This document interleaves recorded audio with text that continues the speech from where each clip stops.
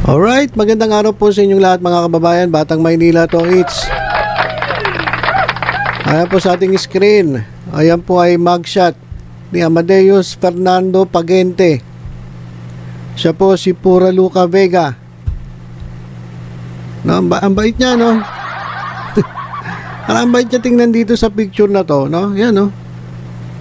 Parang napaka amo ng mukha, eh. Parang napakaamo ng mukha, eh. Pero kung ikukumpara mo dun sa mga ano niya, sa mga ginawa niyang mga blasphemous na shows.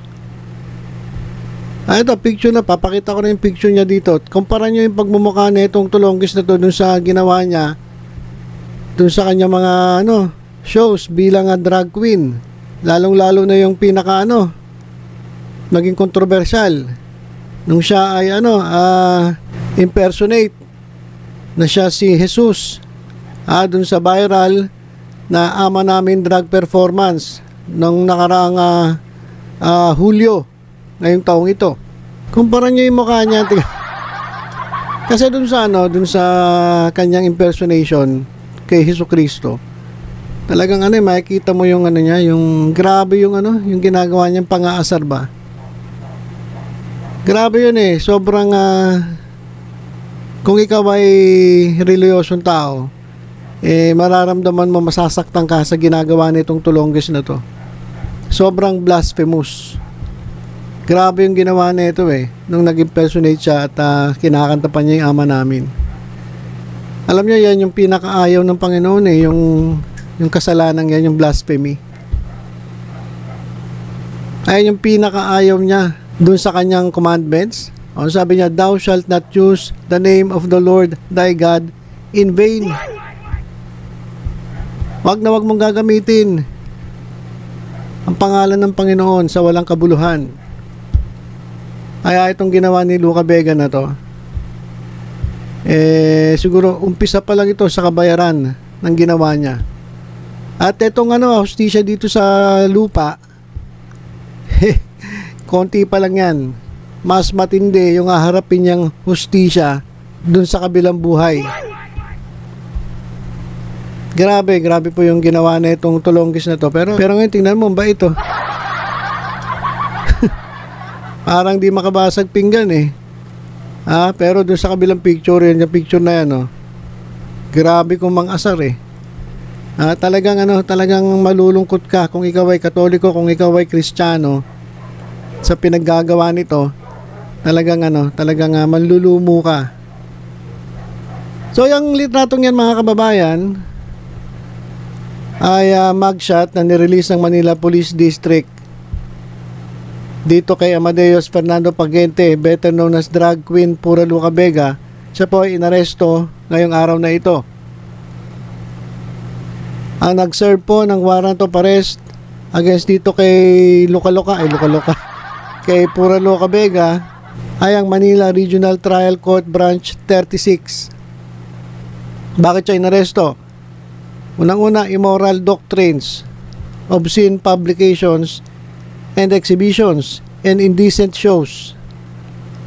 At ito ay may bail na 72,000.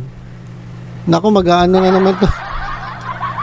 Gagawin na ito, mag-fundraising na naman to para dun sa kanyang bail. Kasi di ba nung nakaraan, alam ko, nanghingi ng pera to, eh. Dun sa mga naloloko niya, nanghingi ng pera to, eh, para dun sa pagdepensa niya sa sarili niya. Kasi alam niya, kakasuhan siya, eh. Ewan ko lang ano nangyari doon. At ito, merong bail. Makakalaya siya pansamantala, magbabayad siya ng 72,000. Sa tingin ko, sa dami ng mga natulongges na ito, mga naniniwala to dito, malamang saglit lang yung 72,000 na bail. So, ito po nga sinampas sa kanyang mga kaso ay dahil po sa controversial na drag performance ni Luca dito sa Ama Namin habang siya ay nakabihis ala Jesucristo, na talaga naman pong umani ng criticism from religious groups. Ayan mga kababayan, basahin natin nakasulat dito. May bit-bit, eh. May bit-bit siya at may nakasulat dito. Amadeus Fernando Pagente at Pura Loca Vega warrant of arrest for 2B3 and 235 of RPC ART Article 202 as amended by PD 960 and PD 969 in relation to Section 6 of RA 10175. Ayan. CC criminal case. Tama ba ako? Criminal case number R MNL 23-06927 CR RTC Branch 36 Manila MPD Police Station 3 October 4, 2023. So ayan mga kababayan yung nangyari dito sa Tolonges na to. Siya po ay inaresto. At nako, ang dami pong natuwa mga kababayan. Ang dami pong natuwa. Babasa nga ako dito sa sa ilan sa mga comments dito. O sabi ng ating kababayan, good job. Hindi po good job kay Luka Luka. Good job po dito sa Manila Police District. At sabi nila deserve. At ito, good for you. Ayan, yung good for you para kay Luka Luka yan. Good for you. Sleep ka muna dyan sa oblo. Amen. Ayan, congrats. You deserve it. Ayan, halos lahat ng mga nandito nag-comment. Nice. Parang naawa ko. Ba't maawa ka dyan? Alam mo yung mga ganitong klaso, hindi dapat kaawaan. Unang-una, hindi naman siya nandyan dahil sa kagawa ng ibang tao. Kaya siya nandyan, ayan, dyan sa litratong yan, dahil sa kagawa niya mismo. Di bali nang bastusin niya tao eh. Sa totoo lang di bali nang bastusin niya yung tao. Huwag niya lang bastusin ng Diyos. Ako halimbawa, bastusin niya ako. Ako matatanggap ko pa pero kung babastusin niya Diyos ko, ibang usapan na yon.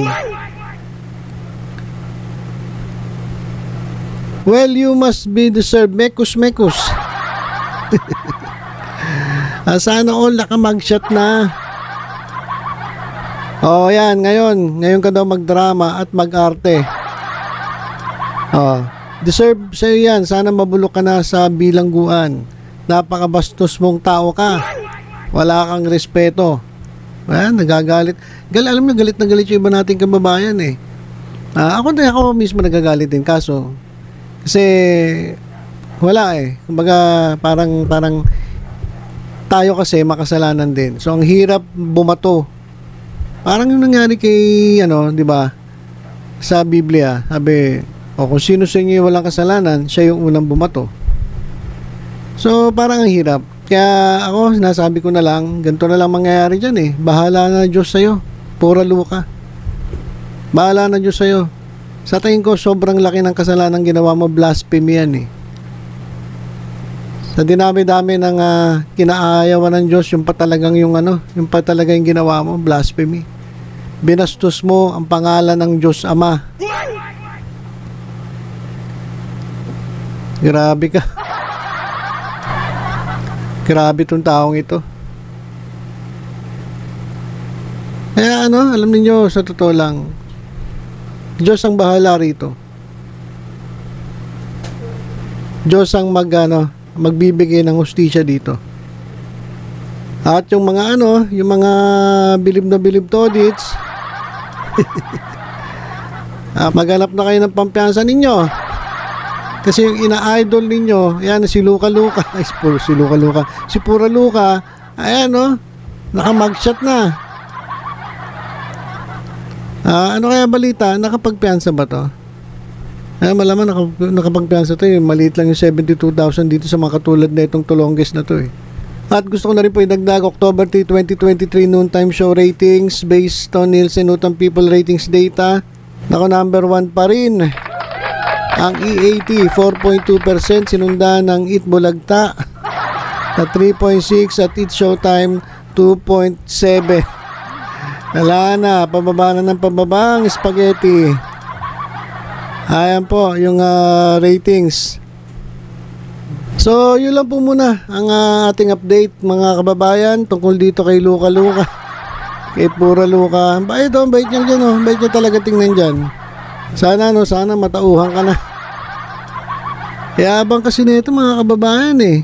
Diba, ito nga yung ano, diba, ano na to? Kinonsider na persona non grata. Diyan sa ano, sa iba't ibang lugar dito sa bansa natin. Sino-sino bang lugar yung ano, yung nag-declare dito na persona non grata? Ito nga Manila, Bukidnon, Palawan at Bohol. Ayan po yung mga lugar na hindi na pwedeng puntahan na itong Tolonges na to. So dito kay ano, kay Amadeus Fernando Pagente. Good luck. Good luck sa'yo. At sana mapatawad ka ng Diyos sa ginawa mo. Sana mapatawad ka ng Diyos sa ginawa mo.